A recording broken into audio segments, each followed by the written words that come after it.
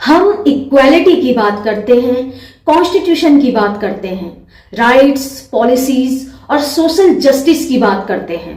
लेकिन एक बेसिक सवाल है, 75 साल की आजादी के बाद भी अगर सोसाइटी में इनइक्वालिटी वैसी ही बनी है तो फेलियर कहां है?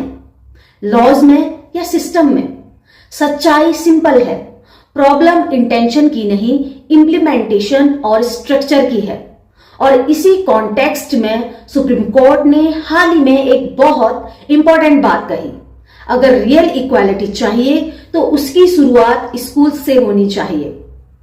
कोर्ट ने राइट टू एजुकेशन एक्ट के तहत प्राइवेट स्कूल्स में 25% सीट्स गरीब और डिसएडवांटेज बच्चों के लिए कंपलसरी करने की बात कही। लेकिन कोर्ट का मैसेज सिर्फ एडमिशन तक लिमिटेड नहीं था। कोर्ट ने क्लियरली कहा यह सोशल इंटीग्रेशन का प्रोसेस है।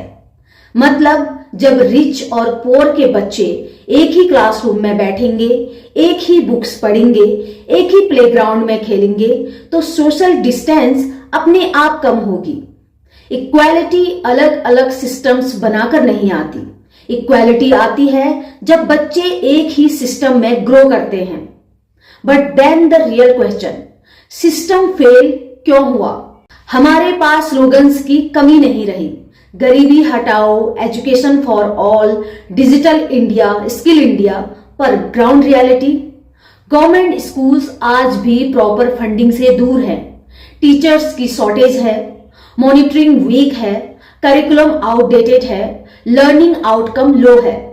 प्रॉब्लम यह नहीं कि ये योजनाएं नहीं बनी, प्रॉब्लम यह है कि सिस्टम ने क्वालिटी को प्रायोरिटी नहीं बनाया। Education quality the silent crisis. आज इकोनॉमिक सर्वेज और एजुकेशन रिपोर्ट्स एक अनकंफर्टेबल ट्रूथ दिखाते हैं। ग्रेजुएशन लेवल तक पहुंचने के बाद भी बहुत से स्टूडेंट बेसिक कम्युनिकेशन स्किल्स नहीं रखते, प्रॉब्लम सॉल्विंग स्किल वीक है, टेक्नोलॉजी अंडरस्टैंडिंग लिमिटेड है। रिजल्ट, कंपनीज ओपनली कहती हैं डिग्री है, एम्प्लॉयबिलिटी नहीं है। और अगर जॉब मिल भी जाए सैलरी लो होती है, कैरियर ग्रोथ स्लो होती है। क्यों? क्योंकि एजुकेशन स्टैंडर्ड ग्लोबल लेवल का नहीं है। Brain drain, best talent living the country. जो स्टूडेंट्स एक्चुअली कैपेबल हैं, जो रिसर्च, एआई, टेक्नोलॉजी और इनोवेशन में आगे जा सकते हैं, वो क्या करते हैं? USA, Germany, Canada, UK, Japan चले जाते हैं। क्यों? Better universities, better research funding, better ecosystems, better respect for talent. India human capital produce करता है, लेकिन वैल्यू क्रिएट दूसरे देश करते हैं। न्यूज में हम सुनते हैं India per capita GDP is rising.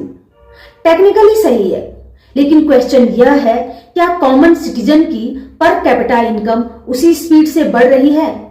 Reality, GDP बढ़ रही है, कॉर्पोरेट प्रॉफिट्स बढ़ रहे हैं, मार्केट्स एक्सपेंड हो रहे हैं, लेकिन लार्ज पॉपुलेशन की रियल इनकम स्लो बढ़ रही है या कई जगह स्टेगनेंट है। मतलब इकोनॉमी ग्रो कर रही है पर आदमी स्ट्रांग नहीं हो रहा। यह इनइक्वालिटी का इकोनॉमिक फॉर्म है। एक और डेंजरस ट्रेंड है, इंडिया धीरे धीरे प्रोड्यूसर इकोनॉमी से ज्यादा कंज्यूमर इकोनॉमी बनते जा रहा है।